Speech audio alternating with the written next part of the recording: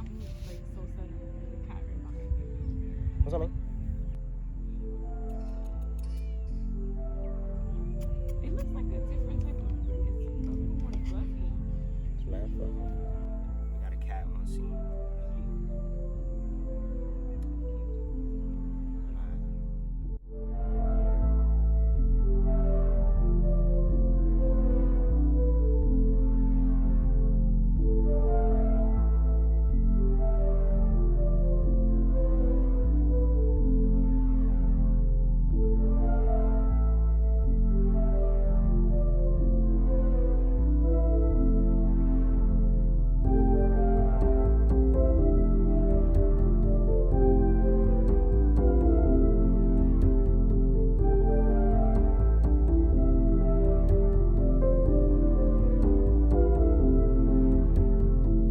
I'm here with the man, the myth, the legend, Slydel. Schoolfield. I think everybody want to know where you got that name from. Slydel. So originally, my rap name was Lil Field. And if anybody was on my SoundCloud way back in the day, you would have remembered that. And because my last name's Schoolfield.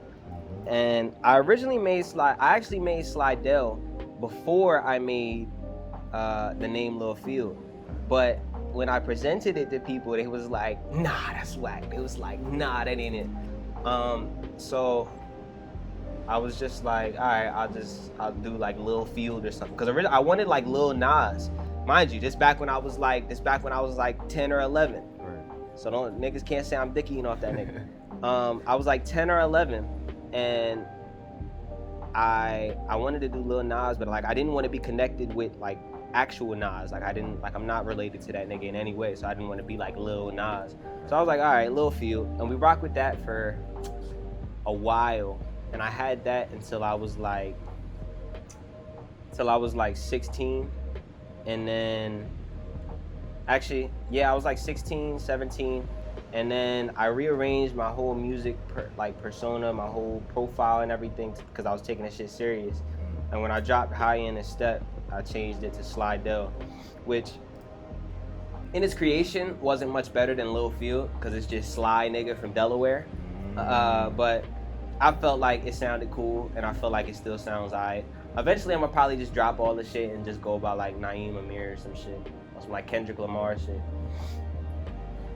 So was that your intention at the beginning to put on Delaware, or were you mostly... To put on Delaware, it's a slippery slope, because in the beginning I didn't really want to rep Delaware like that. Like there's not much to rep.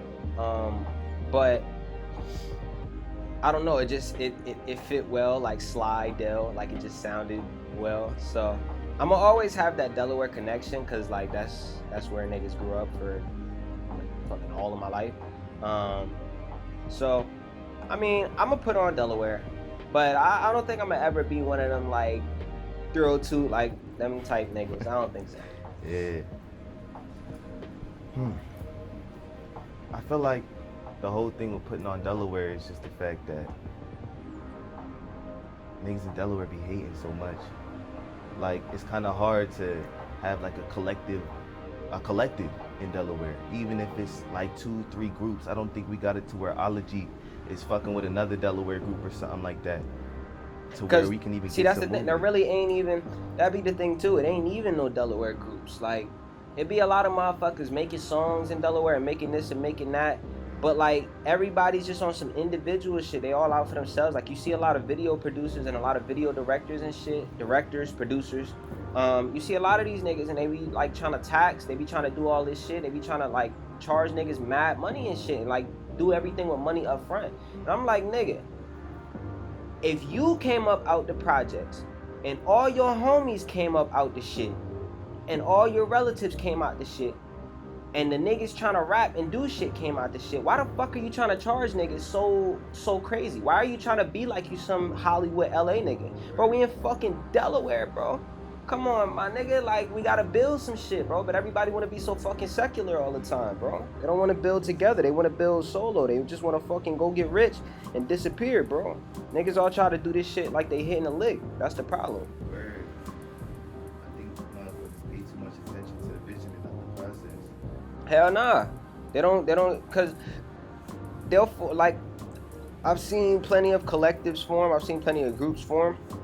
But these niggas ain't serious, man. They not really, they don't got serious output. They're not putting together shit. They're not putting together collaborative shit. Like, they not doing none of that shit, yo. Speaking of output,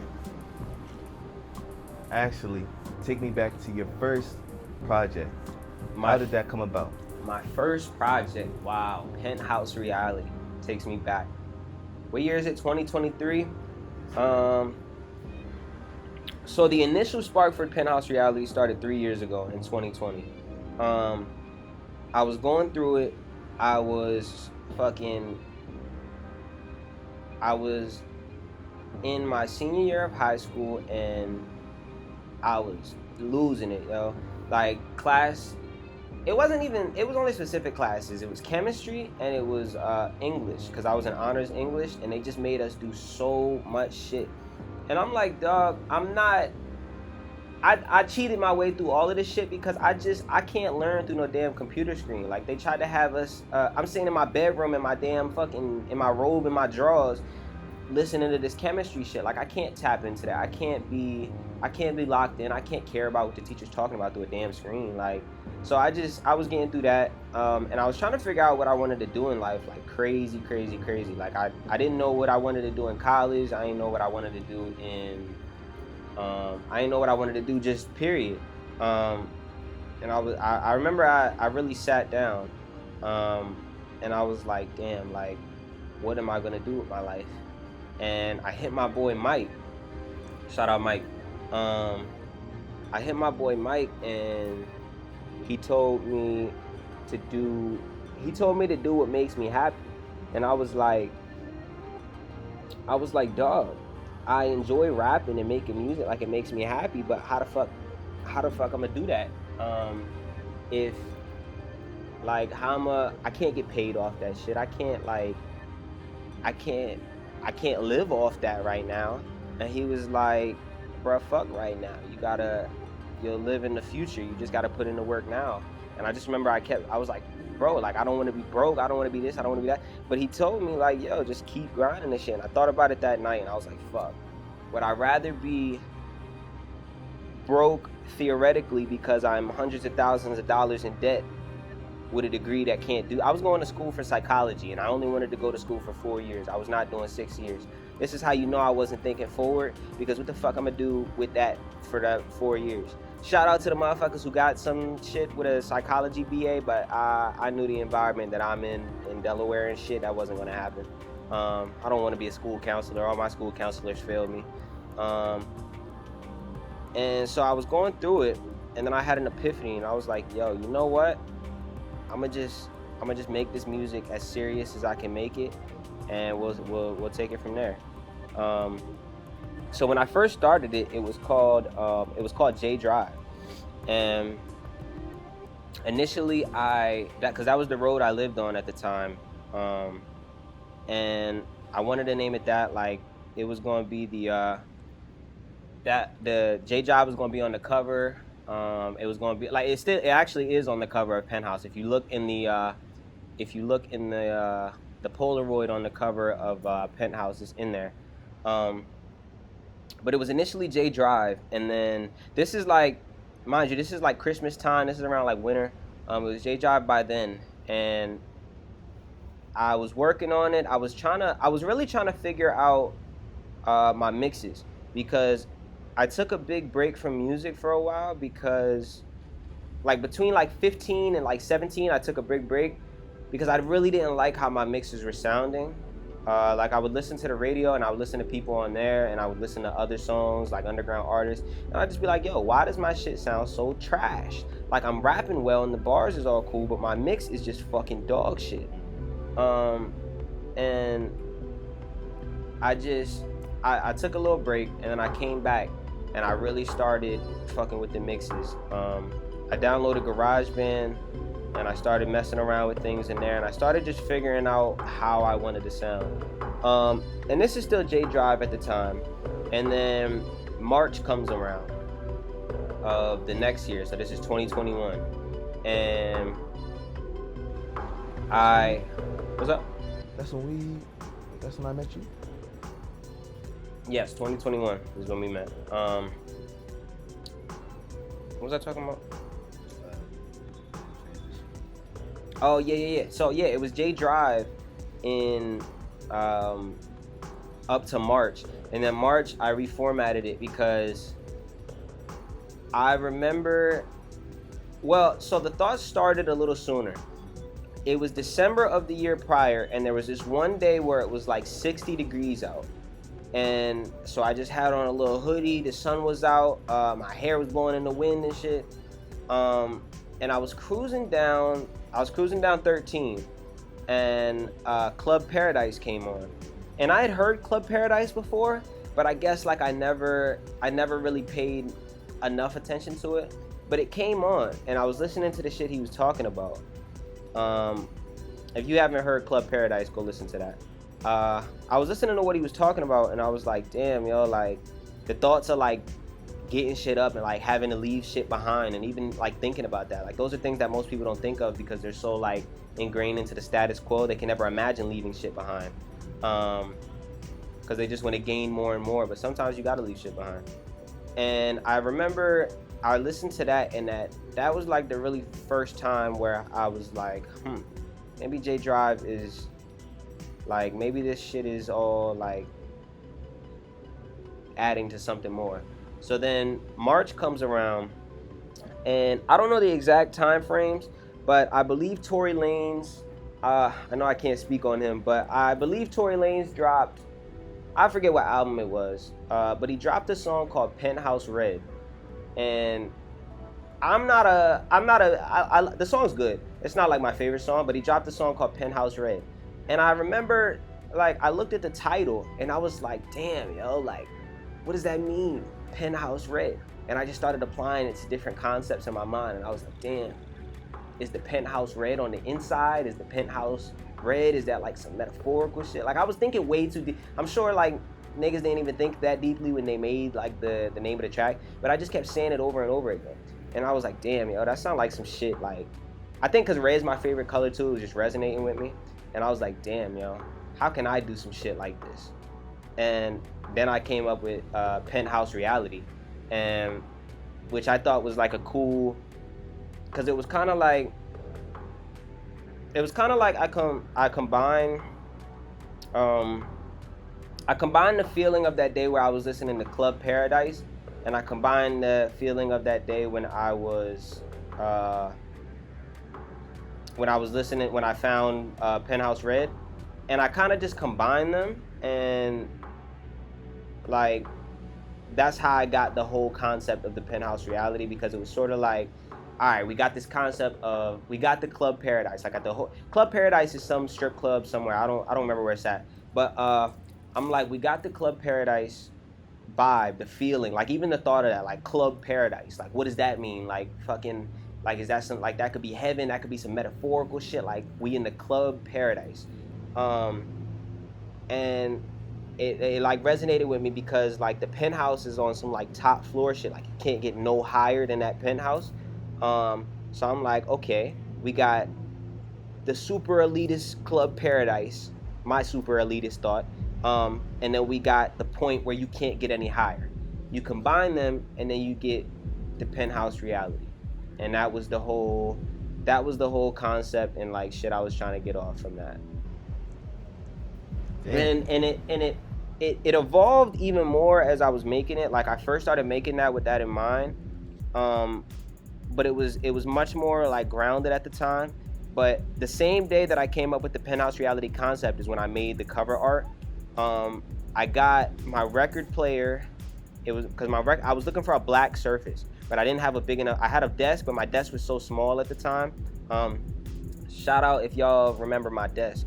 My desk was so small at the time that I couldn't get a good picture of everything on it.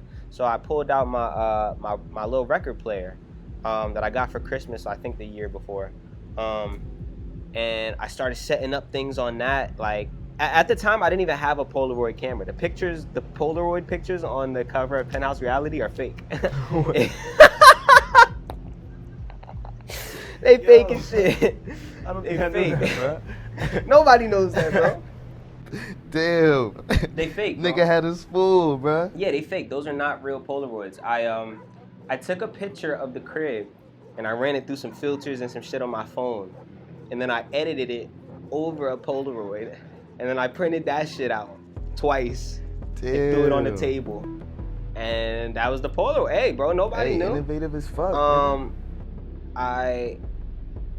I put that. That's what I'm saying. That shit was innovative as fuck for a nigga with no Polaroid camera to get Polaroids.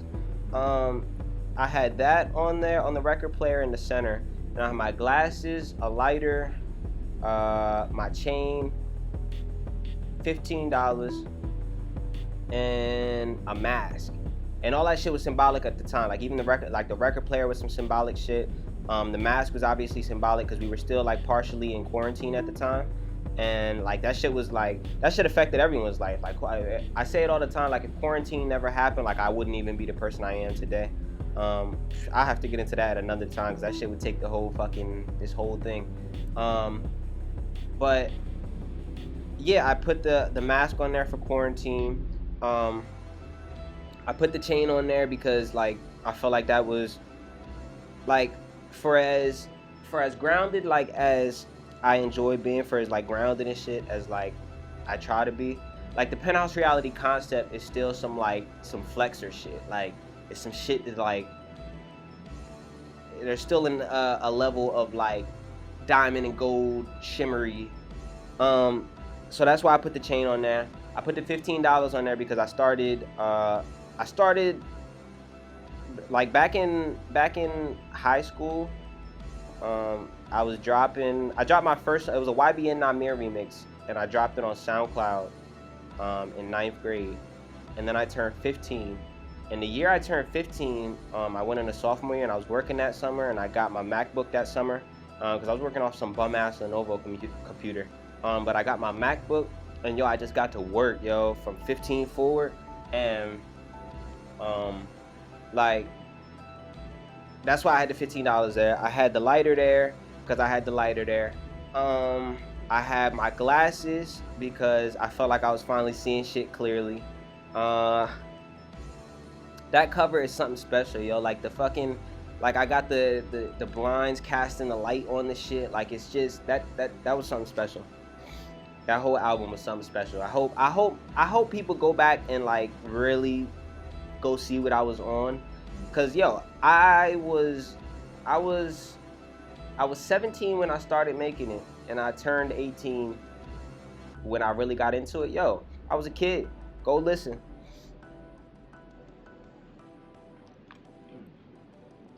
So between Penthouse Reality and now, do you think it's starting to get harder to fit your either each individual songs or just you as an artist into a certain genre or category as time goes on?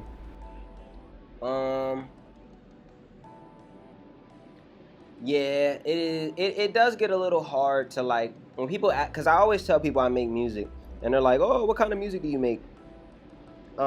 It does get a little hard to like describe it sometimes because of the fact that I like genre hop so much. Because I've been inspired by so much over my life, and I just have the type of mentality that like I feel like if I have if I have the thought that I can do something, and if I really see something and I start thinking about it and I'm like, damn, I feel like I could do that. Like, it's never out of no ego shit. It's because like I've already like, I know what I'm capable of figuring out, and I know how my brain works and shit. So it's just because I hear a new song, or I hear like a new genre, and it could be something I've never really listened to before, but like I'll hear it, and if I like it, yo, I'll keep listening to it, until like I really feel like the shit's down. Like you remember when I was listening to nothing but Flight of the Navigator and fucking What Kind of Love? I was listening to that shit like 30 times a day, every day, because just the fucking that guitar, the do like that shit was crazy. And so from that's how we got to Ocean Blue, because I was like, okay, how the fuck can I make a Flight of the Navigator? How the fuck can I make a What Kind of Love? And like, I feel like if you really listen in, like it's blatantly obvious. Like you can hear it with the chord, but like I made it into my own shit. Like I took the formula and I flipped it into my own shit. And that's sort of what I do with all of the shit I do. And that's why it kind of gets hard for me to like describe a genre that I'm, or like to say what like kind of genre I'm in, because it's, I love genre hopping, and I love not having like that sort of label. Like it's a lot of rappers where you're like, oh, he's a trap rapper, he's a lyrical rapper, he's a conscious rapper, he's a mumble rapper, he's a melodic rapper. Like I don't want to be no rapper. Like don't just throw me in some rapper category. Like yes, I rap and I do this shit fucking well, but like don't just toss me into some rapper category like I don't be doing shit out here. Like I be making like fucking, I got the whole ambient project, I got rap shit, I got fucking We Send Green, which is fucking damn near R&B shit. Like I got so much stuff going on that it be hard. But I just tell niggas I'm a rapper. Hey, bro. I tell niggas I'm either a rapper or I tell them I make beats. I don't really say I'm a producer, because I feel like motherfuckers don't be understanding what a producer means sometimes. They be like, oh, a producer?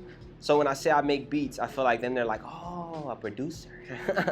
I gotta let them come to their own conclusion.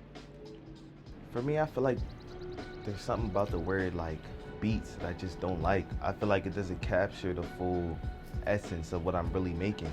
Like I'm not just trying to make a beat. I'm like, I feel like when niggas is doing this shit, yeah, like we be making a song before we even put the lyrics on there. Like that shit be having all the soul, all the planning, all of it, the whole vibe, all that shit is thought out beforehand.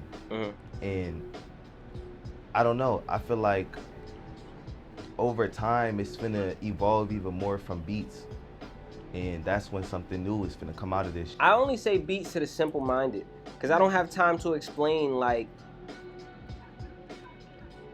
if I tell niggas I make an ambient album, they say what is an ambient album? Like I don't feel like explaining all that shit and the like all the shit that comes with all that other shit, because these motherfuckers be simple-minded. So if I just say I make beats, I feel like that gives the same awe factor for them. They're like, oh my gosh, you make beats. Whereas like if I say like, oh yeah, I just made an ambient project, they're gonna be like, oh, ambient, ha ha ha. And I put too much time into my shit for niggas to be acting like that. So, well, related to that, what annoys you most about the music scene and the listener scene right now? I think they're all too greedy. I think everyone's too greedy. I think the listeners are too fucking greedy for new music. And y'all niggas need to stop leaking so many fucking artist shit. Y'all niggas need to stop fucking around with these artists. Like these niggas this is how they make money. This is how niggas feed their families. Like, this is how niggas doing shit that you like. If you leaking a nigga fucking whole album, how can he put this shit out and make the same amount of money if niggas have already heard the tracks? If niggas been bumping the fucking, like, and this isn't for like, it's certain niggas that obviously have these cult fan bases around leaks. Like fucking Cardi, Uzi, it's certain niggas that like even the leaks like build up even more fucking hype than anything.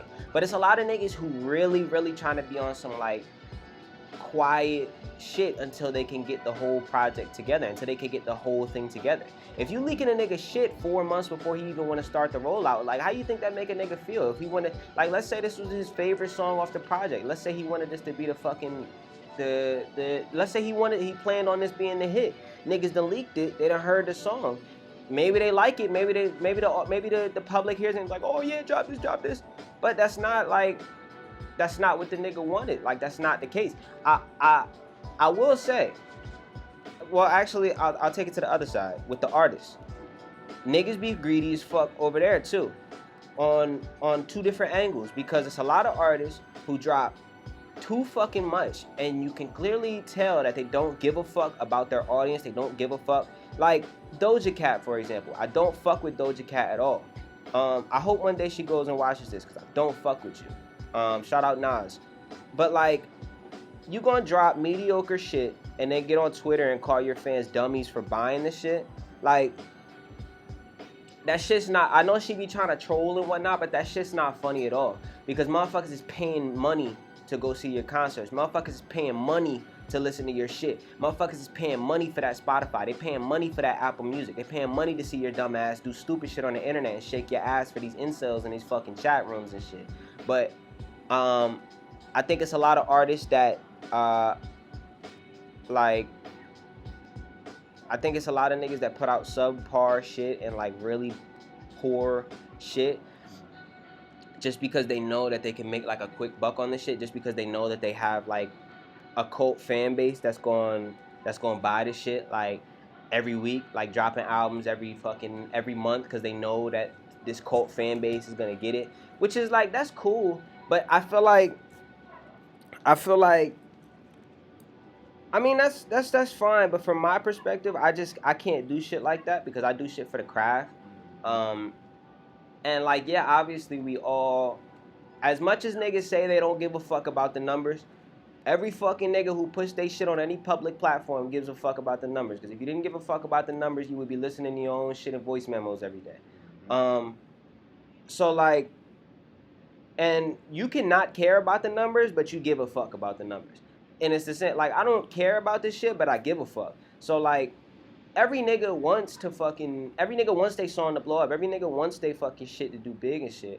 But it's like, I feel like for the craft, for the time and shit, like how many painters and shit and artists weren't recognized in their lives, but they were recognized after death because of just how quality the shit was.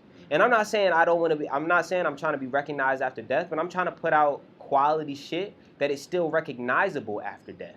Like, it's a lot of niggas who shit have fallen to the wayside. They've gone and passed away, and all of the shit that they did in their life has gone and did with them, like on some artistic shit, because they just didn't give a fuck about the art. They didn't give a fuck about the craft, so they made crap, and that's where it laid. That's where it stood.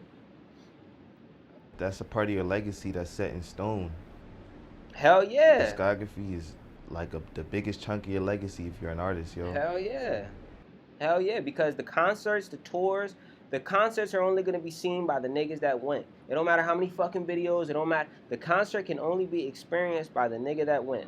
The tour can only be experienced by the nigga that went. The music can be experienced by anyone. You can hear the shit outside. You can hear the shit at the club. You can hear the shit in your headphones. You can hear the shit on the laptop. You can see the fucking picture on a billboard. You can see the shit online. Like, the shit it's levels to the shit. There's impact. And like, this is shit that I really started to understand, like, as I got older.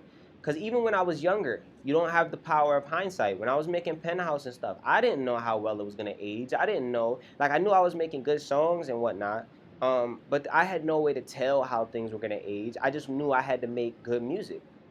But now that I look back, now that it's been a couple years and I look back and I'm 20 years old, like, I see now that I made the right decisions. I made the right decisions to keep, like, my musical integrity, to not sell out. I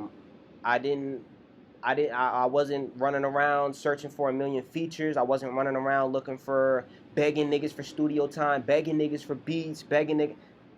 I fucking went on YouTube and I got fucking beats off there, and I bought fucking beats off there, and I put a fucking album together, and I spent that whole fucking year putting that shit together, bro. I wrote every fucking thing. I did all the fucking mastering, the engineering and shit. And like, I feel like there's a certain level of care that should be maintained on both sides. On both sides. I will say that a lot of the fan shit has been caused by the artist. Like, niggas withholding music, niggas not treating the fans right. Like, there's a lot of shit, but I think greed is the number one issue in this whole music game. It's like what we was talking about rap earlier, where they posted the Jamie Foxx shit. rap is not run. Rap's head. There's no rappers that work at rap. Nigga, none of the executives are even black. But these are the people presenting the culture to us. These are the people that are literally running the culture. These are the people that are posting this Jamie Foxx shit. That's where people were getting that sources from. They saying that our black icons are on their way out the fucking door and don't give a fuck. Rap didn't offer no apology. They didn't offer nothing. They just literally kept posting. They kept posting like nothing happened. And I'm like, bro, you just said this nigga was gonna die. You just put that out there into the culture that he represents, that Jamie Foxx is a part of. You just put that out there and said that he's gonna die. Nobody at rap is one of us. Nobody at rap look like us. It's like Daquan. Fucking Daquan never existed. Daquan is a team of fucking white people running a fucking firm for a meme page. Like, it's not none of that, man. But yeah, greed. Probably you're right there.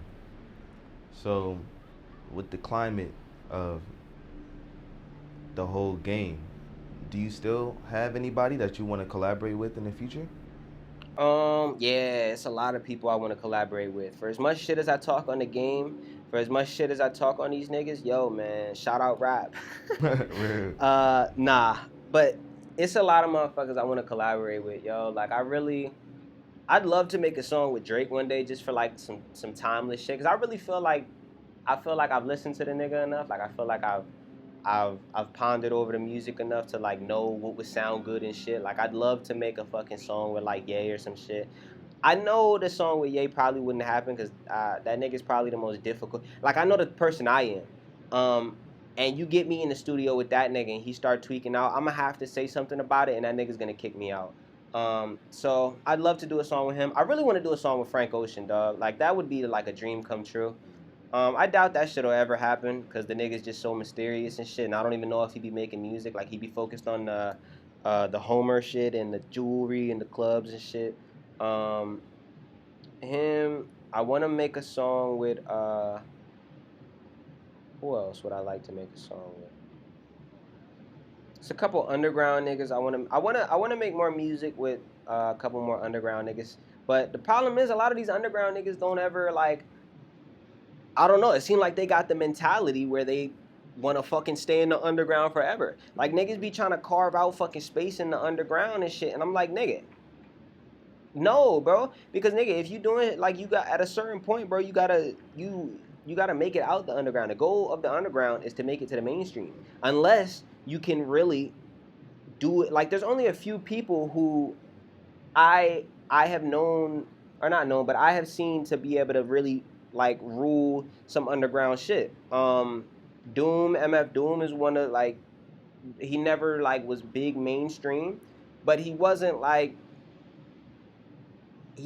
really underground either. This be my thing, like, nigga, you can't be getting millions of streams and call yourself underground. Like, you can't fucking, like, not a million streams on one song over fucking 9 months. Like, millions of streams all the time. Like, you can't be, that's not really underground. But back to the other shit. Fucking Frank Ocean's who I want to really do a song with the most. Frank Ocean and maybe like Party Next Door. Them niggas be so mysterious. So, I don't know. I feel like over time we might have, I wouldn't say more artists like us pop up, but more artists in our general like lane, I would say, because a lot of niggas around us, especially in Delaware, is in that street rap shit. With that, if we find niggas that are in our type of lane, would you be open to like not necessarily letting them in, but letting them go through the test, or we on some like no new niggas type See, shit? this is my thing. It don't even gotta be our lane, cause I fuck with street rap niggas. I just don't fuck with street rap niggas when they fucking don't give a fuck about the rap. When they more focused on the street shit, when they more focused on the bullshit that don't get niggas paid in the long run, when you focused on the shit that only get you to the penitentiary and killed,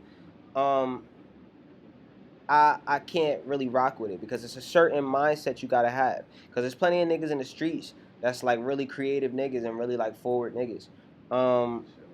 you really just gotta have, like, bro, this shit is life or death, bro. Like, if I'm not making this music, bro, I'm not alive, bro. If I'm not making this art, I'm not alive. Like, this is my purpose. This is what I'm living for. If you don't feel like you're living for this shit, then nigga, you're not gonna die for this shit. And nigga, I'm not saying go and kill niggas for the music. I'm not saying literally go, but bro, you gotta be willing to put it all on the fucking line, bro. Life and death.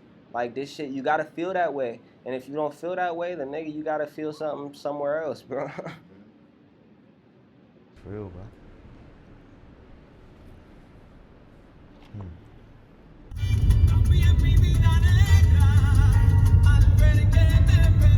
So, what would you say the hardest part about being Slydel is? The hardest part, I think the hardest part of this shit is really finding, like, the hardest part about this for me is like consistently making like quality shit, because I don't have unlimited time. Like, I'm not like, I'm not just all day recording. Like, I got other things to do. I got work. I got all types of shit. And like, it's just like I only get so many hours out of the day, and I only get so many hours of free time. So I guess just finding the time to like really make good shit, because that's all I really need. Like, I'm really trying to make like some really quality shit for like that's really timeless. Like, I don't want it to have like no age to it. And I think that, and finding new sort of vibes, because I listen to a lot of shit, but I never really know what to lock into. So locking in and like really being able to like focus in and like kill shit over long periods of time is one of the most difficult aspects. So, how do you feel like you combat that? How do you find that balance? Where Really, I'm gonna be real. If you want to be everything that you say you want to be, you're gonna have to sacrifice some sleep. You're gonna have to sacrifice some sleep, because there just aren't enough hours in the day for you to get everything done in the way that you need to get done. So you need to sacrifice some hours. And you'll hear a lot of people say, oh no, that's bad. It is bad. You need sleep to have a functioning mind. But at the same time, a lot of people, I mean, you could, if you really need to get some shit done, you could cut like an hour, maybe two. Go to sleep a little earlier the day before, get shit done, get good energy out. Whether it be staying up late to finish shit or waking up early to do shit, like, really, that's all I could do, cause I can't work any less at the moment. Yeah, that's about it.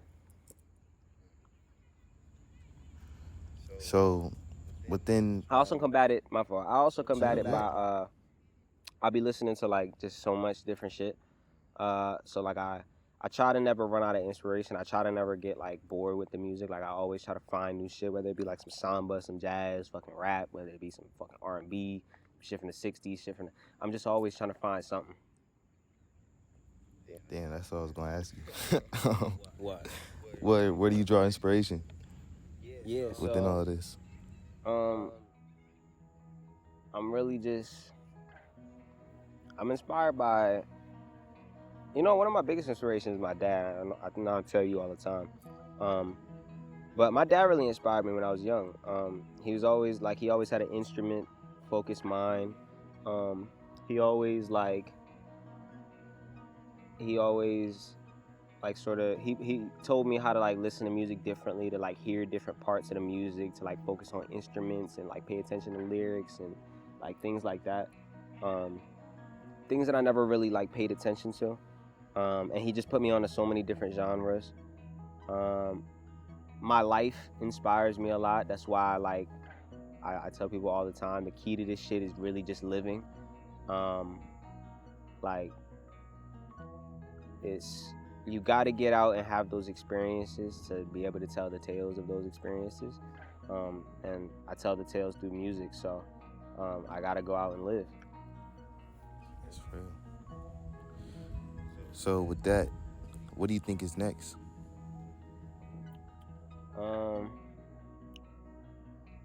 Next, as in what? Next, what's the next step? What can people expect from Slydel? So yeah, right now, Wait, let me expand on that. Within the next 2 years, what can we expect from Slydel? within the next 2 years, expect a couple more ocean blue quality music videos. Expect a short film. I'm still trying to get the kinks and whatnot of how I'm gonna do that and how I'm gonna film that and shit. But expect some type of short film. Expect 2 years. Expect, I can't really say how many like albums or whatnot, because I don't really know. On the music side, I'm so like random with the music sometimes. Like none of my albums were ever meant to be albums. I started them all as EPs, and then I couldn't stop fucking making songs. So I was just like, all right, fuck it, I'm gonna make an album. But yeah, for sure, I expect very nice things to look at. I sort of got the music in the bag, and now I'm trying to create like the whole aura and the aesthetic around it, because I feel like it's more than just sitting down and listening to some shit. Like I feel like you gotta feel the shit. It's not just about hearing me, it's about feeling me. Like, do you feel me, nigga? Like you can hear a nigga, but do you feel that nigga? Pause.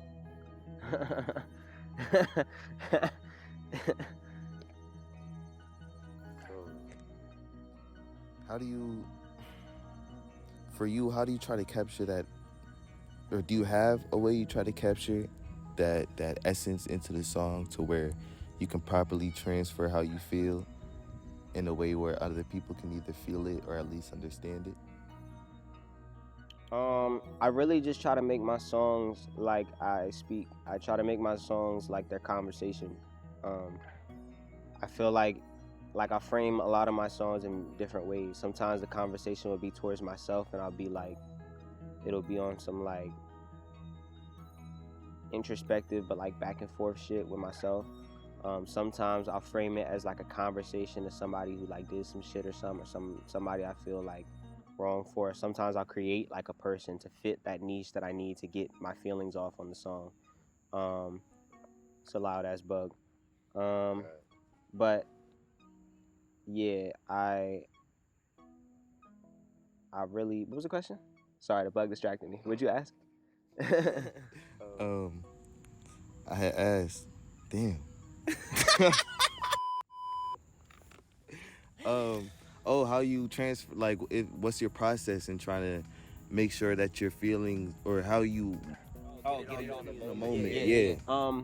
So yeah, I try to get it off like conversation pieces, and I also try to make music that sounds fucking good. Niggas be trying to be like, I'm all for experimental and like alternate shit, but bro, I feel like these niggas don't even be listening to their own songs. I feel like the motherfuckers who like make these crazy, insane sounding songs, like nigga, do you actually plan on listening to this shit? Like, when is the occasion that you're gonna listen to this, that I should listen to this? So I really just try to be on some like normal people shit, because I feel like everyone's a normal person in their own world. So I just try to be like I never try to present it as some shit that's like totally unrealistic. Like, I try to do it in a way that when you listen to the song, like even if I'm talking about things that you personally haven't experienced, there's sparks of things that you can hear and be like, damn, he kind of spitting. I feel that. I feel him. It's real.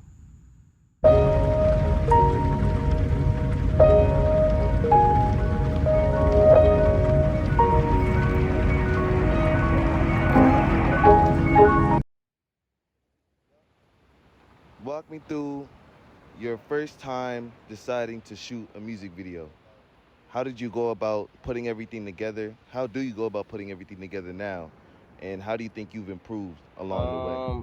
My very first music video was, I believe, Creation Aspect.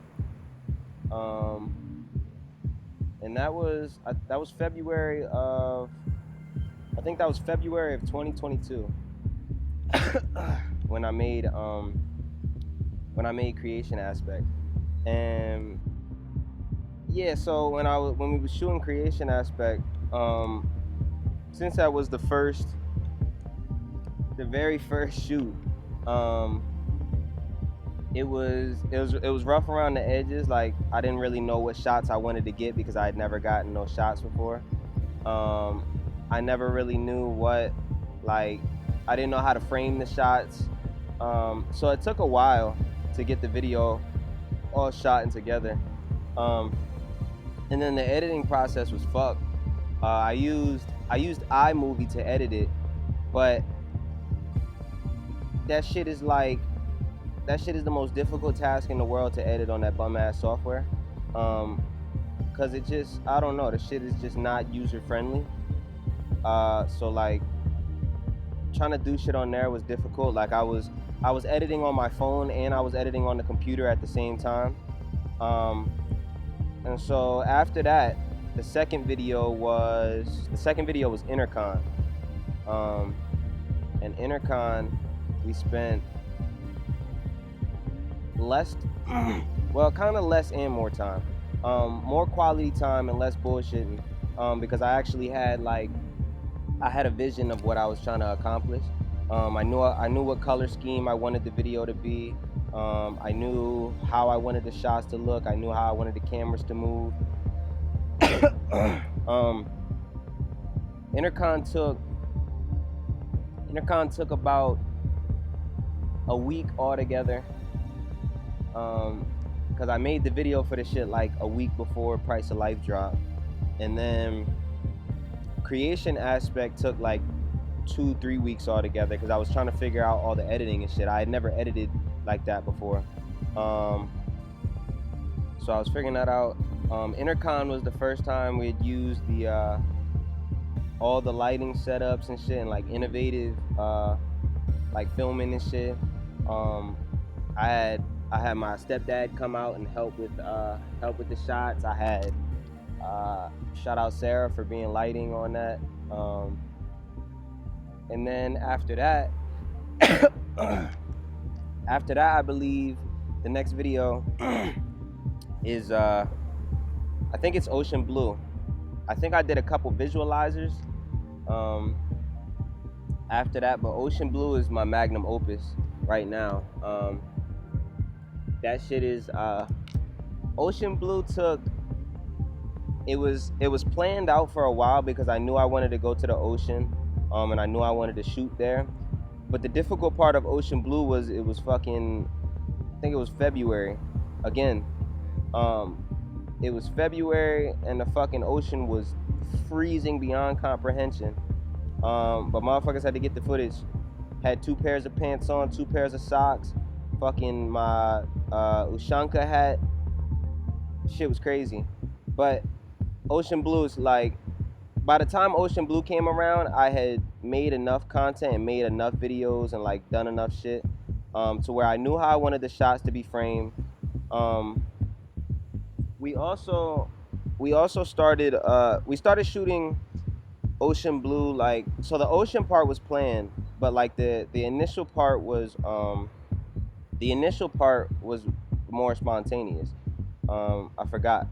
Fucking we were at this parking garage in town just fucking around, and I took a picture on my phone with like this it was like this vintage effect, and I was looking at the picture and I was like, damn, this shit hard, we should do a music video.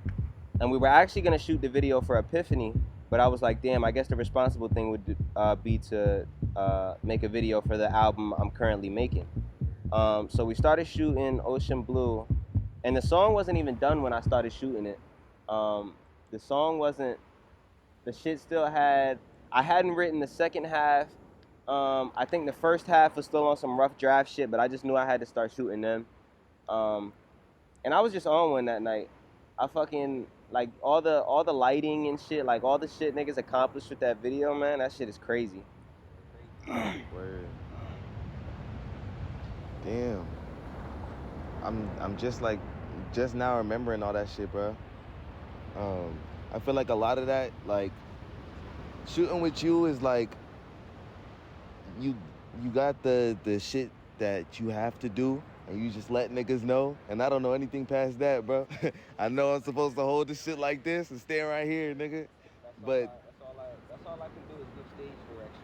Yeah, bro. Everything always falls exactly in the place though. I know niggas gonna hate shooting with me in the future, especially when like I start shooting with niggas who like who have like shot their own music videos elsewhere and like have their own style of shit. Niggas gonna be fed up with me because I'm gonna be in that bitch like, no, nigga, we not doing it That's like not that, how I bro. told you to do That's it, what I'm, nigga. bro. I told you to shoot it like this, not like that. So it's gonna be some shit. But yeah, man, shit getting done, man. Where there's a will, there's a way, and I always got a vision for these videos. And I know the videos got to be quality because who the fuck wants to watch a shitty music video? Like, how many music videos you seen from like fucking underground artists, from fucking big artists, where you're like, nigga, this music video's ass, bro. I never want to have no nigga listen to my shit and be like, this shit ass. I never want to have no nigga watch a video and be like, this shit ass. You know, I never want that.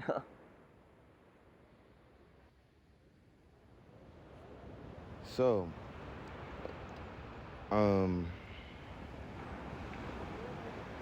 we went through the beginning part of you shooting videos, but what about you making beats? How did that begin? So my history with beats is a long one. My dad got me my Yamaha when I was like 10 or 11 years old. I think I might have been 10. And that was the first time I had an instrument. And at the time, like, I was young, so I didn't really know what to do with it. But I knew that it was important because my dad got it, and my dad was always like into instruments and shit. Like, he was always like explaining all types of stuff from an instrumentation standpoint. He used to play a lot of jazz when I was younger. Like, he would play like almost exclusively jazz. So like the instrumental aspect of everything was like, it was always there. And I fucked around with the Yamaha for like that year and like the next year, but I put it away and I didn't really touch it again for like a long time because I always like, it was always just me fucking around. I always thought like I needed some type of lesson, or I needed some type of like, I needed to learn how to read sheet music and shit to like play it properly. And then eventually summer of what, 2022 comes around, and that was 2022. That summer comes around, and it's sort of like the late end of the summer. And niggas start making beats. And at the time, it was just like loops and shit, because I didn't have my MIDI keyboard. I still had the Yamaha in the closet, but I hadn't pulled it out in fucking years and years and years.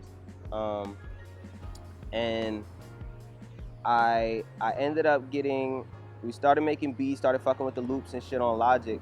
And I was like, damn, yo, like, I kind of want to create some shit. Like, I remember, like, if you ever listen to my music, like, there's a lot of times in my music where like I'll forgo having like synths or some shit. Like I'll get rid of the synths and I'll just do this shit with like my voice, and I'll just put the distortion and the auto tune on. But like I was making a beat and I was like, damn, yo, like I was coming up with like some cool melodies, but I didn't really want to sing them. I didn't really want to do them vocally. But I was like, damn, how can I do this?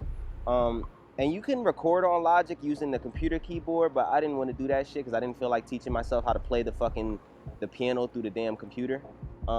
So I was like, all right, I'm gonna get me a keyboard. And I wasn't even thinking about the Yamaha in the closet at the time, but because I thought I needed like special equipment and shit, I was still thinking flawed.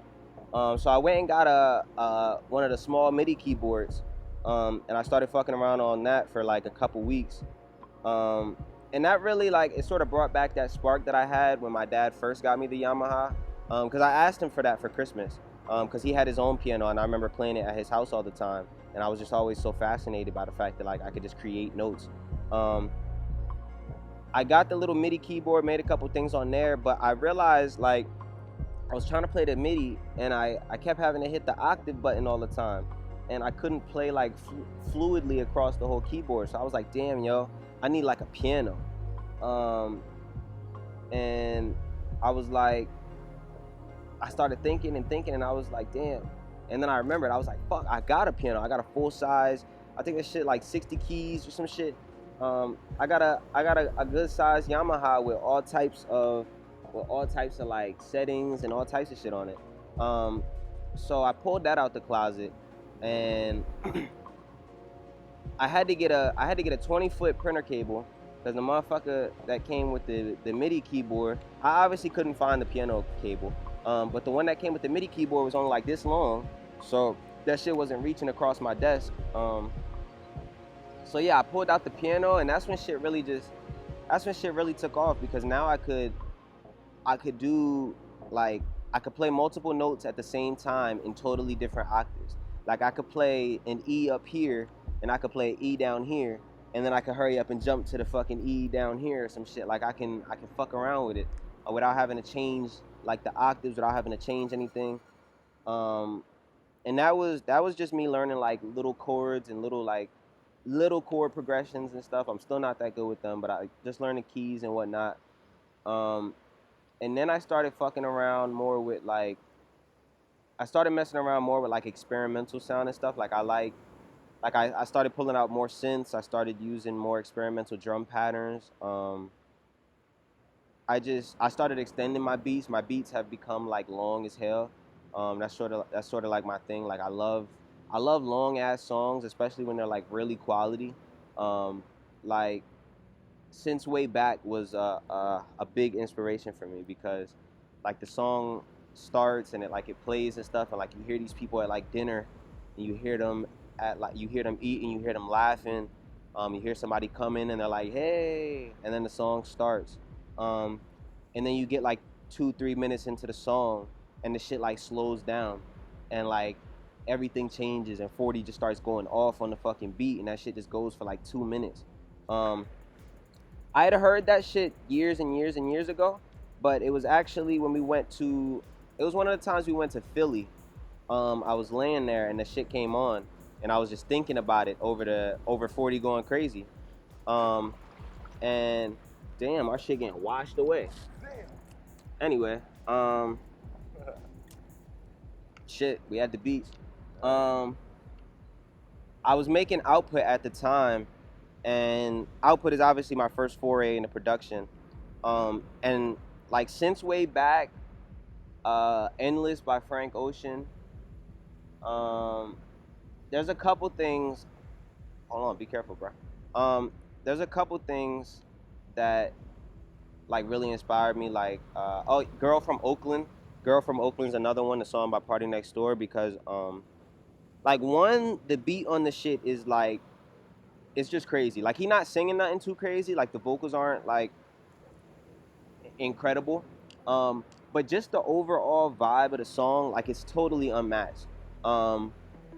Like, the song begins with, like, this airy pad synth thing. I don't know.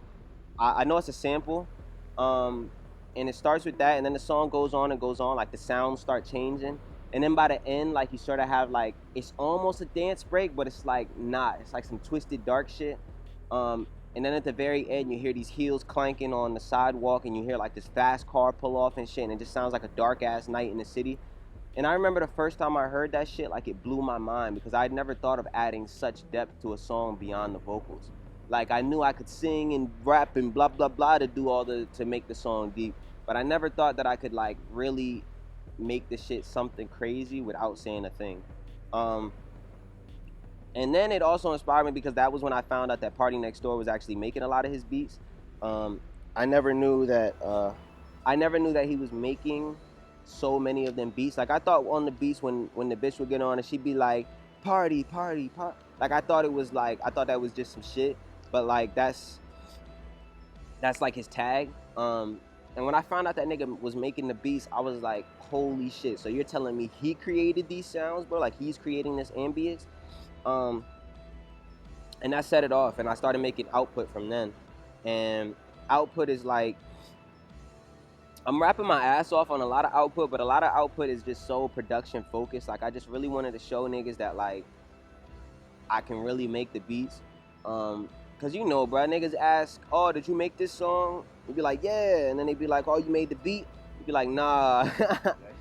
And, like, niggas used to, and it's funny because every fucking rapper in the game has some producer that he goes to. Every fucking rapper in the game has used someone else's beats. But it's like when you tell a nigga for some reason that you using fucking, like when niggas would ask if I made the beat and I'd be like, nah, it's like they'd fucking demeanor change. Like they would rank me as lesser of an artist.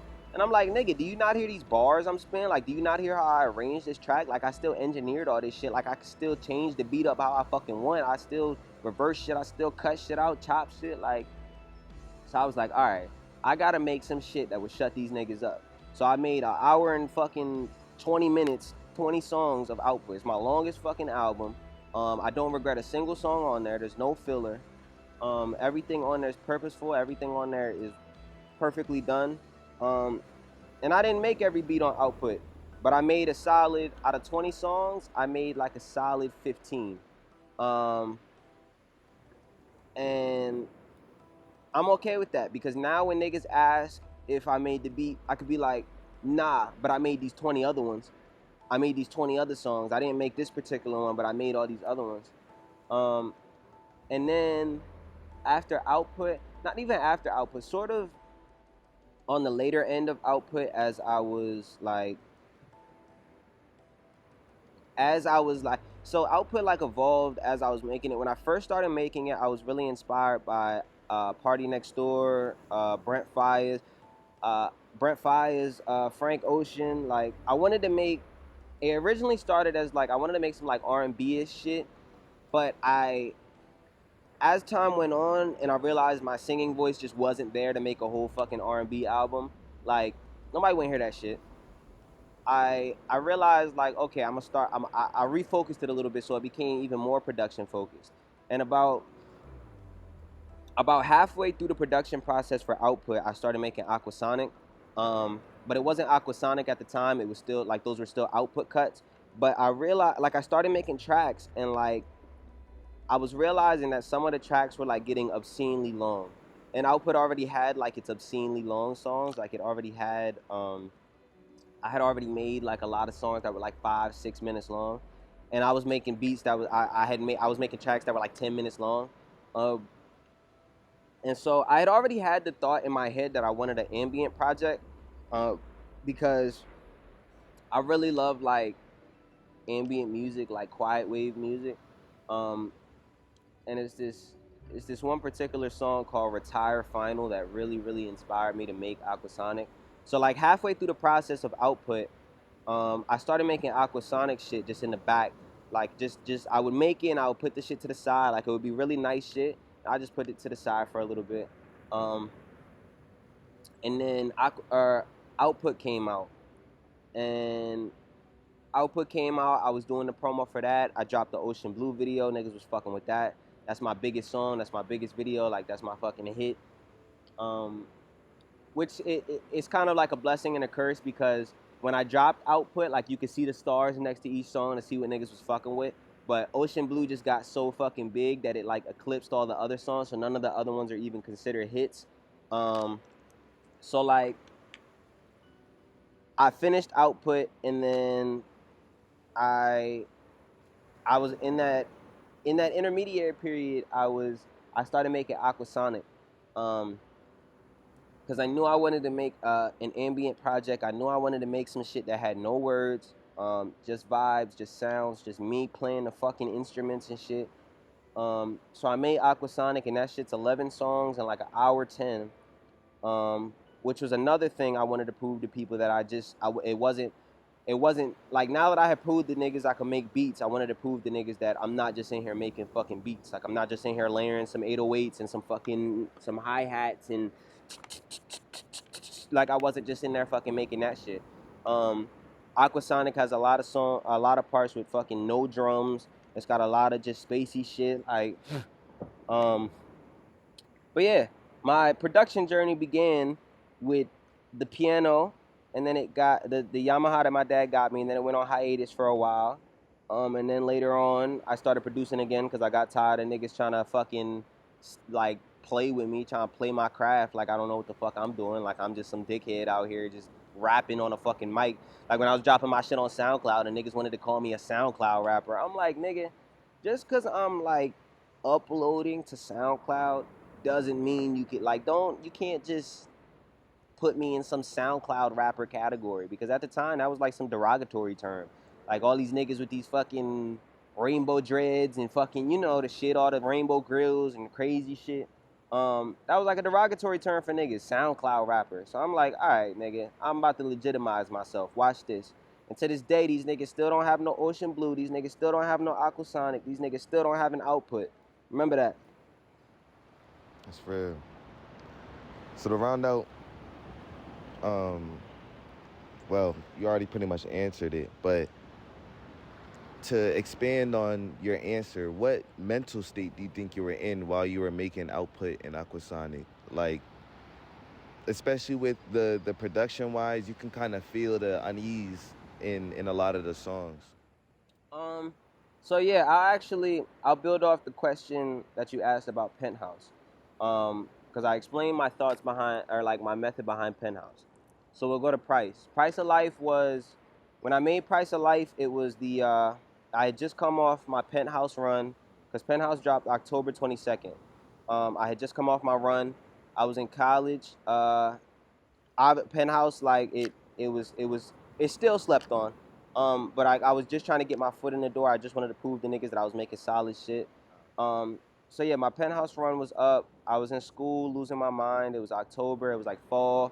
It was getting into winter. We was getting into the cold months. And shit was just getting dreary outside. Like, it was getting dreary outside and it was getting dreary inside. And like, I remember making that. It actually started with the cover first. I was fucking around with like barcodes and shit, because I was really inspired by the cover of not Girl from Oakland. I was inspired by it's the cover of Colors, which is that tape that Girl from Oakland's on. Like the new version, because it came out years and years ago on different tapes, but he consolidated it. And I was inspired by the cover of Colors. I'm gonna try and get that on the screen for y'all. And I was like, okay, how can I have this cover that's like some mysterious shit, but like still kind of dark. Like, I wanted to convey some type of like dark nighttime feeling. So it started out with, I had this picture of these bokeh lights, which is like, it's lights, but like they're like, imagine lights blurred out to where they're just the little circles. So that was the cover, and I put an orange barcode over it. And I don't even know why I wanted the barcode. It was just something about it. I just wanted a barcode on the front. So I started with an orange barcode, and that was the first draft.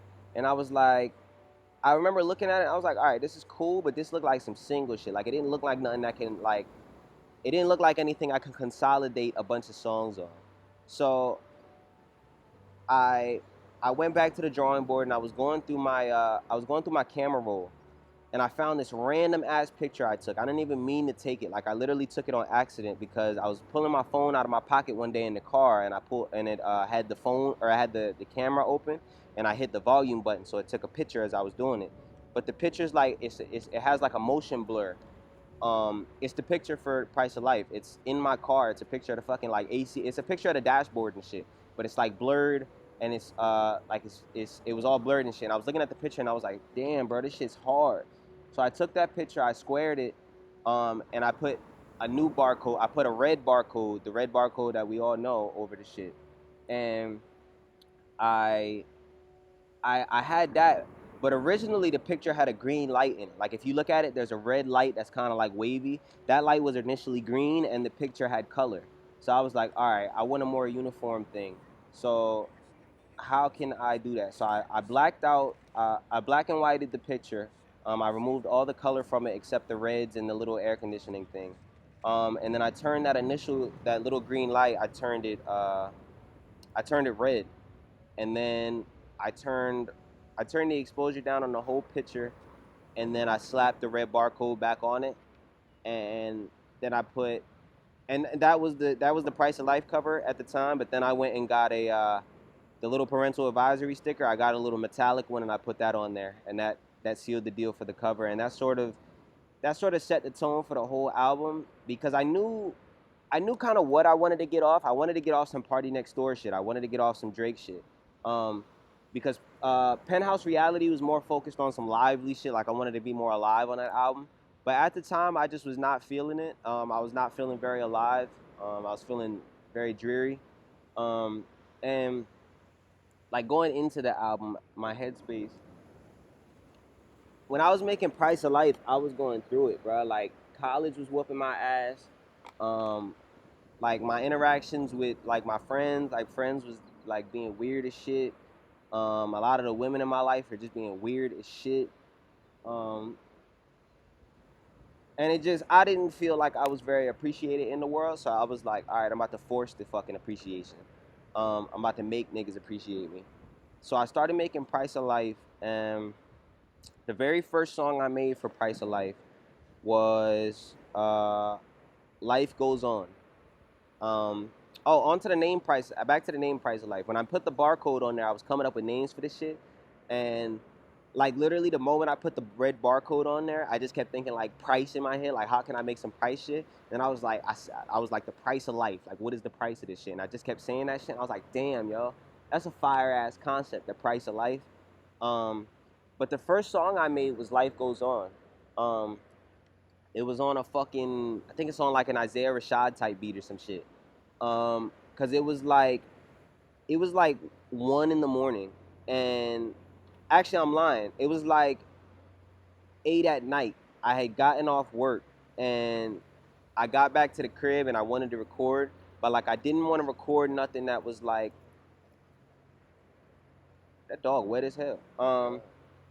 I didn't want to record on like some lively shit. Like I wanted to record on some like monotone dead voice shit.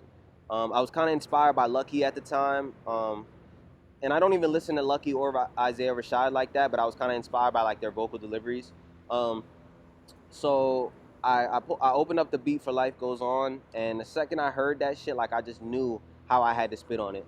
Um, so I made Life Goes On, and that kind of set the sonic tone for the rest of the album. Like I knew I wanted it to be on some. When I finished recording Life Goes On, it was like 4 in the morning. It was like 3 o'clock, 4 in the morning. Which is why like it was easy for me because I could keep that same monotonous tone or monotone like voice the whole song. Like I didn't have to put too much into my voice. I could just sit there and record.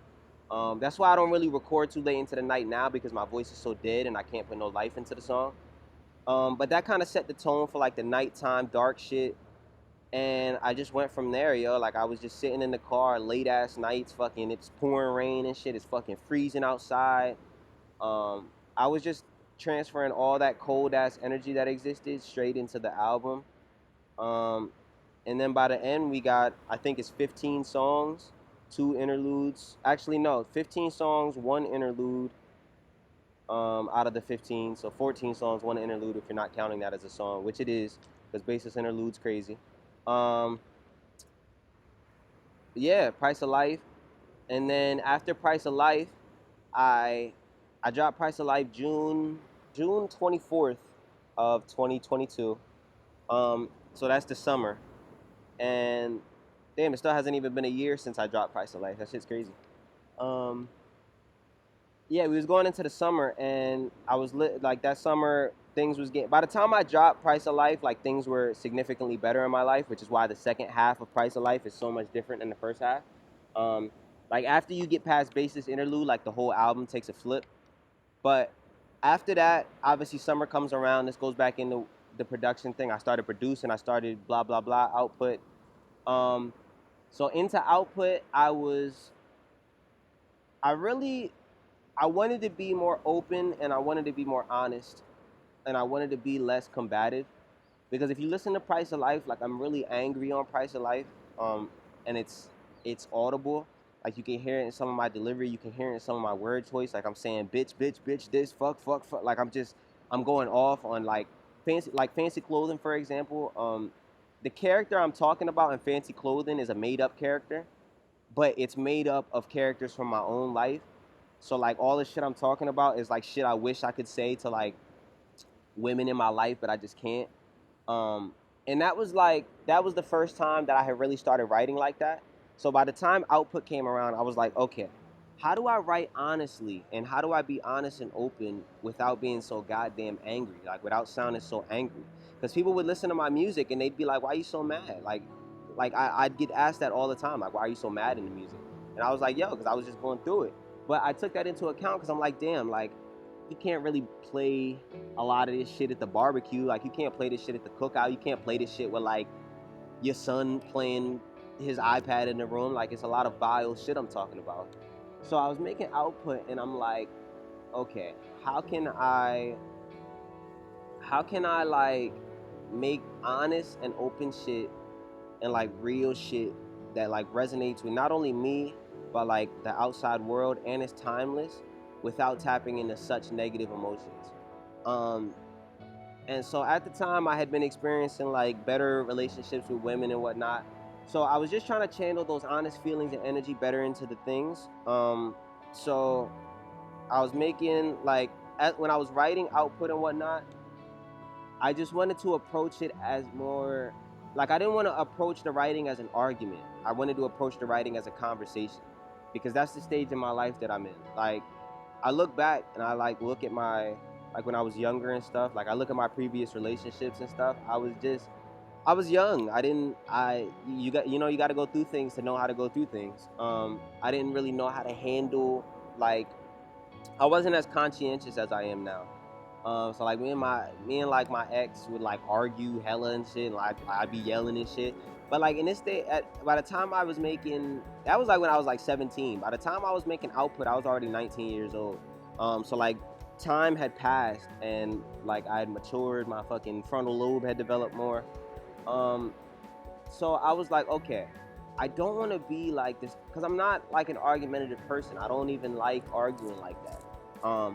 Like I'm a one and done type shit. Like if we gotta argue, then you're clearly not getting it. So I was like, okay, how can I approach this shit as if I was having a conversation with the nigga who's listening, like the listener. Um, so I started writing from more of a positively like passionate space, and even if it wasn't positive, like I made like I tell you and Marcus all the time. Shout out Marcus. Marcus, I won't say his full name, but shout out Marcus if you watch this. Not Marcus Conley, the other Marcus. But I I remember like making it at the time, and I was like, okay, how can I make this shit like some shit that niggas can listen to and really, really enjoy? Like I live my life on this. What I told Marcus that because he would always come into work and like not complain about work, but people come into work and they're like, oh, I'm fucking tired, I'm fucking this, I'm this, and I told him, I'm like, yo, you come in here every single day, dog. You come in this bitch every single day, bro. You cannot be saying fuck this, I hate this, I blah blah. You can't have them negative thoughts every day. And I told him either you got to be positive or you got to be indifferent. Either you got to be positive 100% or you got to 100% not give a fuck at all. And I was like, how do I convey that in this next album? And that's what output is. It's either positivity or total fucking indifference. Like there's obviously songs on output that get like a little darker, but there's no point in the album where I'm like, bitch you, bitch, bitch. Like I'm not going off on motherfuckers like I was on Price of Life. Like there's still a lot of things that need to be said, and there's a lot of things that I need to hear like from people's mouths. But I presented it on output in a more positive way because like I just look back and I think I was young, I was fucking up. Like there's a lot, we were young, like everyone, we was all kids, like shit happens. Um, so I tried to frame it from a more positive or indifferent outlook. So like if you look across output, like you get songs like We Sing Green where like the instrumental in the song's like dark and it's kind of like sad, but like it's beautiful as fuck. Like it's really, really like a nice song. You get tracks like 10 to 7 where like I'm talking about like being wronged and I'm talking about being fucked over, but like in like a very relatable way. Like I'm just like I'm fucking like I can't stay, like I got work in the morning and shit. Like that's some like real people shit. Like it's a lot of times where I think that like um I can't I can't stay here, I can't be with you all night, I got work in the morning, I got obligations, I got shit to do. And I frame that like that so it could be looked at both sides. Where it's like my music is my own therapy. So when I make shit like that, like it's like, okay, like, damn, she can't stay because she got work in the morning. Like she can't do the things that I need her to do for me because she has her own obligations, like I have my own obligations. And that's really when I stopped sort of getting so butthurt over women, because I just realized like they gonna do what they gonna do. Um, like it's really nothing you could do about that. Like you can give chicks nothing, you can give chicks everything, you can give chicks half of the pie. They're gonna do what they're gonna do regardless of the fact. Um, and I just sort of I kind of put that in my mind, and I kind of just let everything go. Um, Not everything, because I'm a very petty nigga, but like I sort of let a lot of things go that were eating me, and I sort of put them on the track, and I put them in the album. Um, and I just wanted to be open. I just wanted to say things that like, because a lot of the times I wanted to be like on Penthouse and Price, like I was trying to like, I wasn't trying to get on when I made them, but I was trying to make some shit that was like, that let niggas know I was really serious about the music. Because you can hear a lot of niggas' music and you be like, nigga, you're not taking this shit serious, nigga. You fucking around. But like I wanted niggas to hear this shit and be like, damn, this shit sound like some shit I would hear on the radio.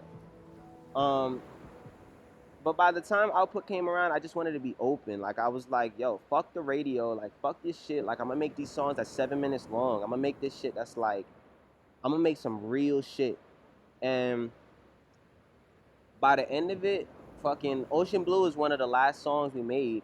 Ocean Blue is the last thing, because we had to go and fucking take a trip for that shit, shoot the video for that shit. Like Ocean Blue is a whole fucking experience.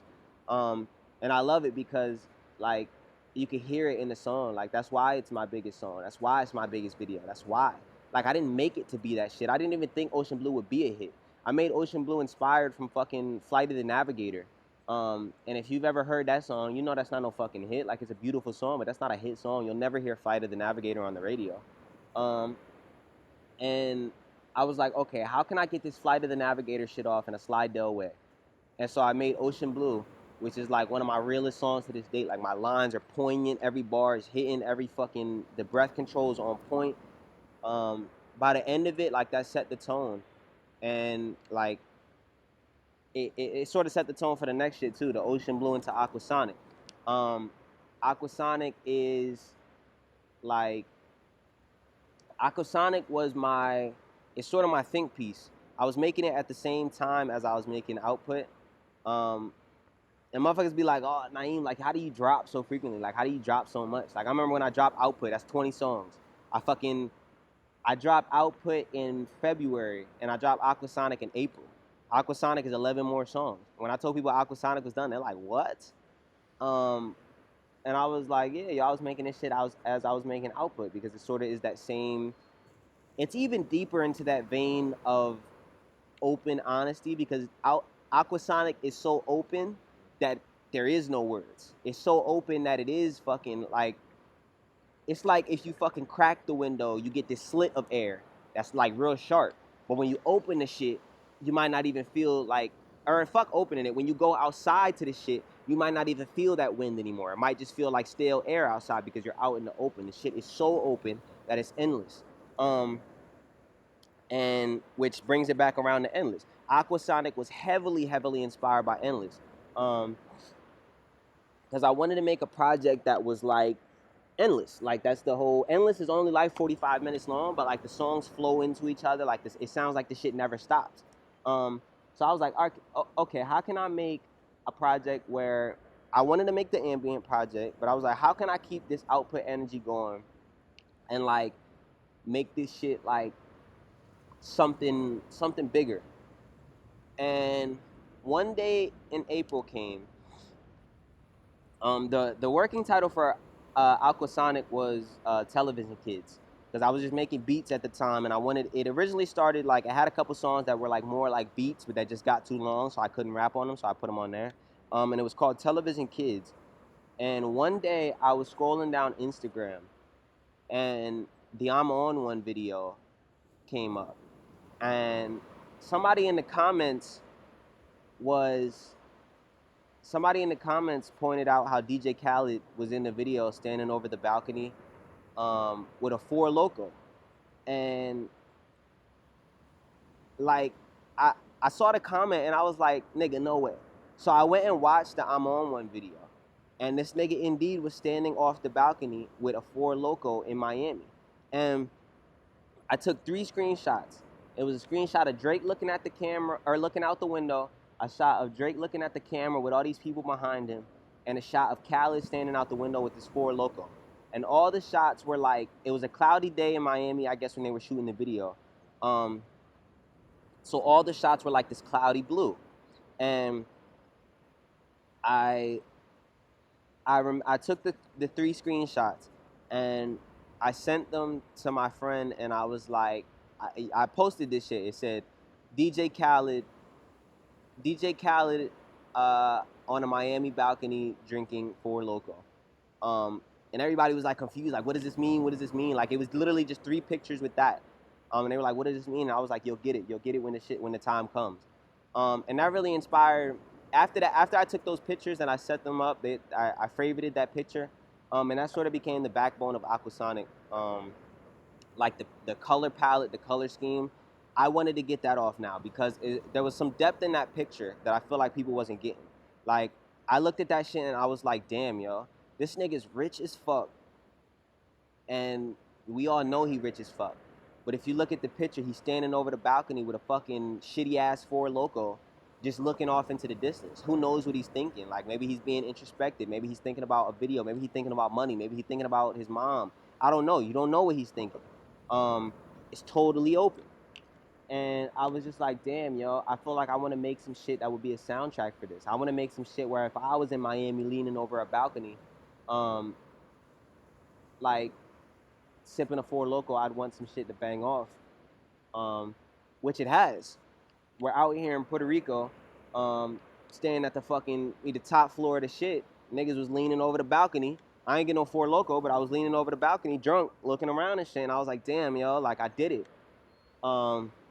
So that was the mindset behind Aquasonic. I wanted it to have that same, like, it wasn't really a tropical time. It was April, but I wanted it to have that sort of ocean kind of feel. Like, if you listen to Aquasonic, like, it sounds like water. It sounds like the ocean. Like, that's the vibe I wanted to give. I wanted it to be fluid, like the ocean. And then, as I was making Aquasonic, I spent, like, for the first couple of weeks of it, I wasn't, like, rapping at all. I was literally only making Aquasonic. I was only getting in there and making, like, these 10-minute fucking instrumental tracks with 30 beat switches and shit. But, like, halfway through Aquasonic, I was like, damn, I kind of want to rap. Like, I miss rapping. Like, I feel like I got some shit to say. Like, I had been silent since Output dropped.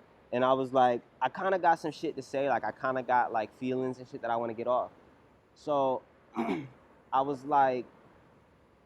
making my next project as I was making Aquasonic. My next shit is Loose Change Volume 2.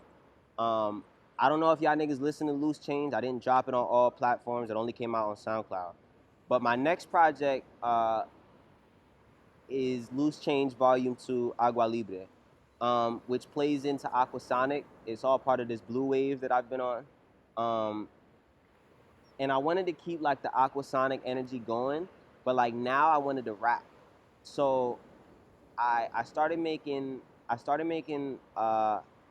fucking Loose Change Volume 2, and that's what it's done now. It's coming out on June 16th.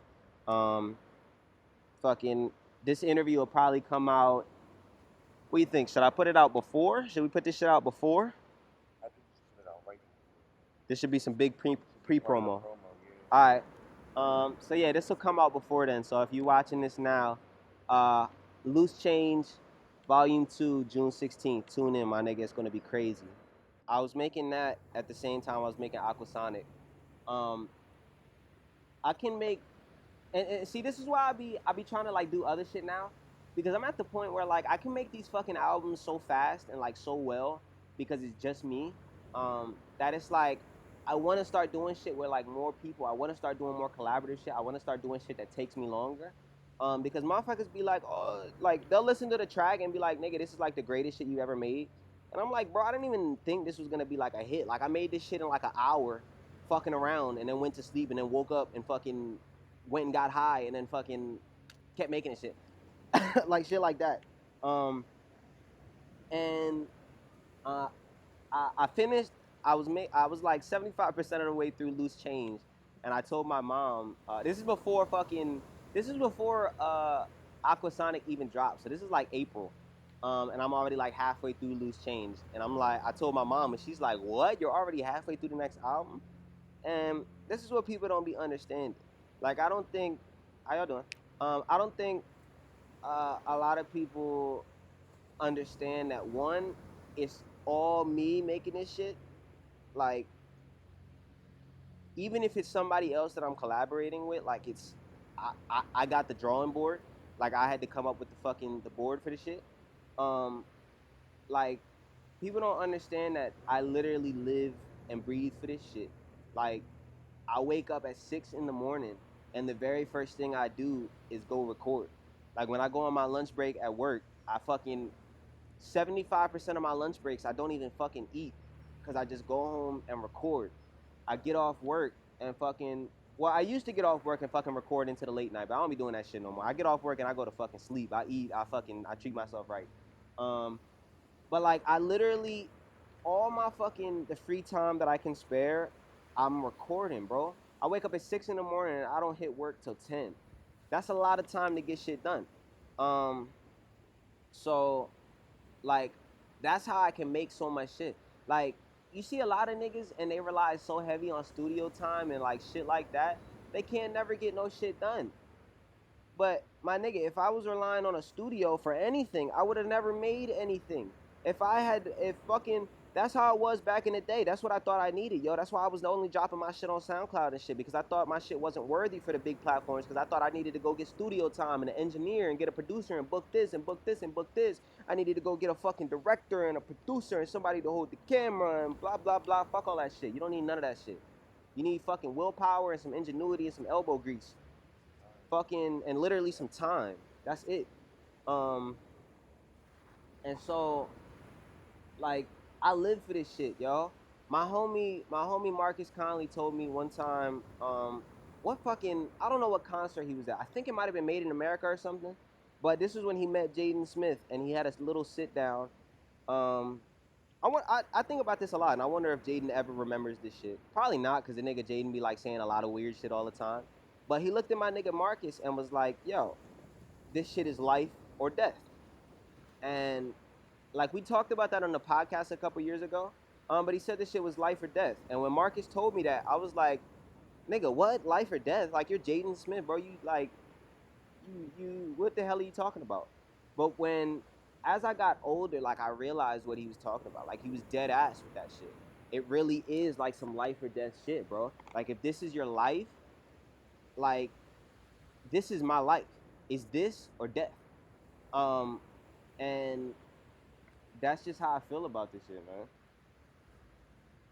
I I I gotta get this shit done. Like I gotta leave some type of real legacy, yo. I gotta leave like some real shit that don't got no chinks in the armor, some shit that can be appreciated. Fuck liked. The shit needs to be appreciated. So that was my next question. Um, what do you want the life of Slydel to finally look like 50 years, 60 years? After you retire from music, complete that far, what do you want to look back and see?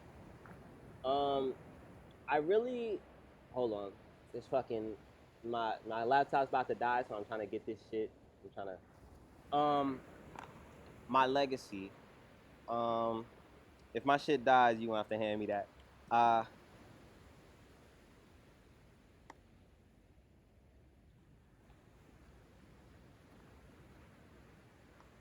um, I just want my legacy to be that of my idols. Um, which is it's kind of like weird to say because a lot of my idols are dead and they died because of their own choices. Um, well, let me not say that. That's kind of fucked up to say. They died. They died. Um, I want to be. I just want to leave a mark on the world that will never be erased. Like a mark that can't be scuffed. A mark that even if fucking in 20 years niggas pull up old tweets from me, niggas be like, nah, that's the GOAT. Um, I want niggas to be like, I want my art to be seen like I see art. Like for all my shit, for my videos, for my music, for my rapping, for my singing, for my fucking videos I do for other people, for pictures I take, for visuals, for fucking edits, for anything, bro. Anything I make, I just want it to be the highest quality possible, and I just want it to be timeless, bro. I want to make I want to make a name, but not make a name for myself. I want to make a name for everyone, bro. Like I want to make a fucking space. I want to make a frame. I want to make a fucking anywhere, any type of canvas, because a name is a canvas. A name comes with a lot. Um, any type of canvas, I want to be on it in 4K, beautiful quality, and I want niggas to see that shit 3 years from now, 10 years from now, 20 years from now, and still be like, damn, he was on some shit. You look at fucking, you look at Picasso paintings from the 50s. This nigga was on some shit. You look at some Picasso paintings from the fucking 20s. You say, yo, this nigga is on, or not, from the fucking 30s. You say, yo, this nigga's on some shit. You look at some fucking paintings from 1,000 years ago. You say, yo, these niggas are on some shit. They stood the test of time. The roof of the Sistine Chapel is still there. It's still there. Fucking all these years later, all these sculptures that was carved out in the Renaissance, they still there. They stood the test of time, and these niggas are recognized as goats for these particular reasons.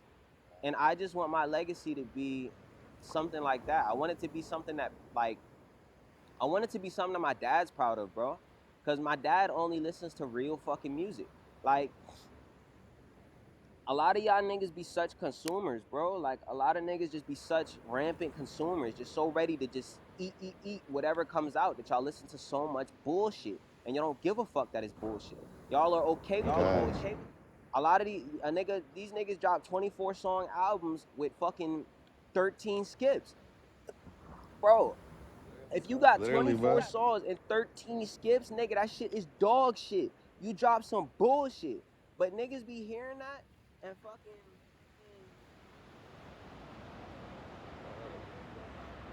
That shit there.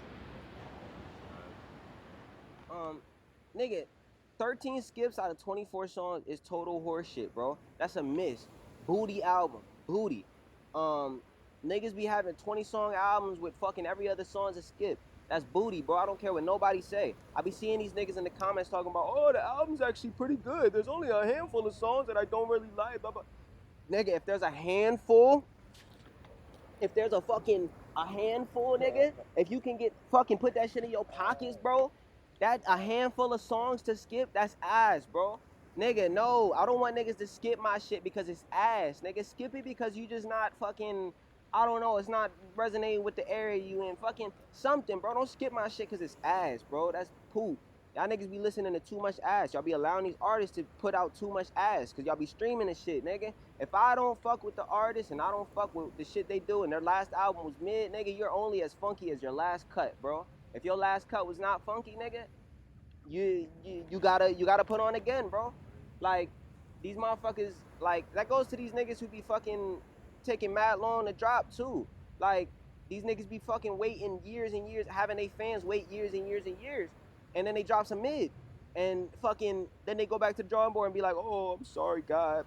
No, nigga, you had mad fucking long. What the fuck were you doing, bro? You don't care about the fucking craft enough. I see that. If you can spend that much fucking time working on an album and still deliver mid, nigga, wrap it up. Go make some other media, bro. Cause it's inexcusable, bro. You gotta put your fucking heart and soul into this shit, bro. Like, that's what I want, bro. I want my soul to reside in these fucking songs, bro. I want my soul to reside in my craft, bro. So when I'm gone, my soul lives on forever, bro. My fucking spirit lives on forever in this fucking shit that I'm doing, dog. What do you want your legacy to be? Damn. I want my legacy to be very peculiar, bro. I want people to look at my shit like they do Prince. I want niggas to be like, yo, what the fuck was this nigga on, bro? Like, I want people to have different interpretations on what I meant when I said certain things, or why I dressed a certain way, or fucking, like, especially with my music, because I'm trying to set a certain atmosphere around everything. I just want my legacy to be confusing enough to have people wondering about it for a very long time. yeah, confusing but clear. That's the shit I'm going for. All right. Well, this is the end of the interview. Thank you, Slydel, for coming through all the way to Puerto Rico All the way. for this one interview. We Singular. definitely came here just We for came that. here just for this. We came here specifically to do this and to do nothing else. But All y'all niggas know is we've been here. All y'all need to know, we've been here one day and we're leaving the exact same day because we only came for this interview, nigga. This. yes, sir. Hey, bruh. Get on y'all shit, nigga, because we already been on it.